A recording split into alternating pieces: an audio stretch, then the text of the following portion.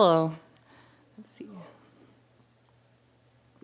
I was there, and so is the ashtray, and the smoke in Grandma's lungs.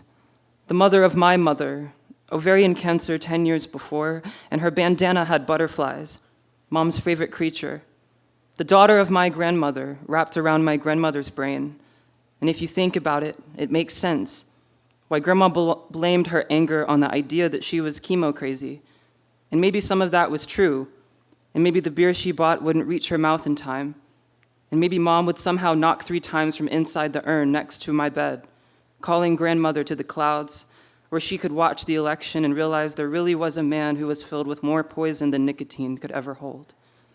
And perhaps Grandma just didn't care anymore because she had lived 6 decades in an America that always failed her, in an America that trapped her with a man that lived off trucking wages and a son who had special needs, a son who had his Social Security money taken and placed into my grandfather's wallet that put food on our tables and into our mouths. So I feel for her, my grandmother, and that's why I would come over, wash the dishes from time to time, apologize for all the things I did in my youth, and I remember that one birthday, my grandmother's birthday, where my roommate drove me to the town and took a 20 out of his wallet and helped me get a nice card for her. And my grandma came out of the kitchen, sweating, rag over her shoulder. And I read the card to her, and I gave her the 20, and she cried.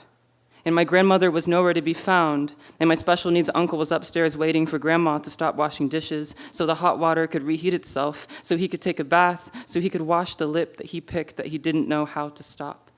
Over and over and over.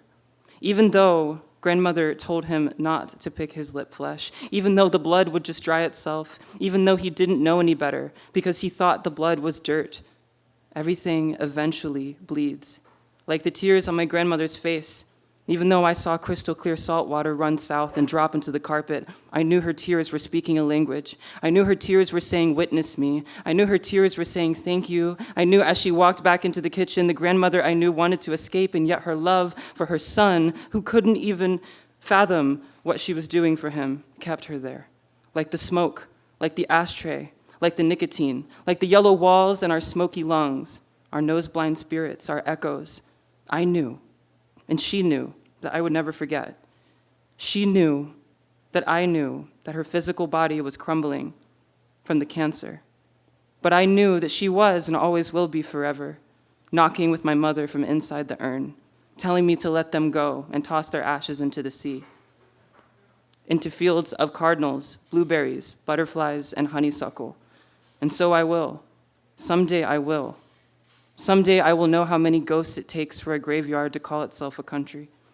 And someday my eyes will close for the last time, and I'll meet both of them again. Someday I will never have the urge to peel the yellow dashes off of the street and asphyxiate myself. And someday I'll use them to make paper cranes that know how to fly. Thanks.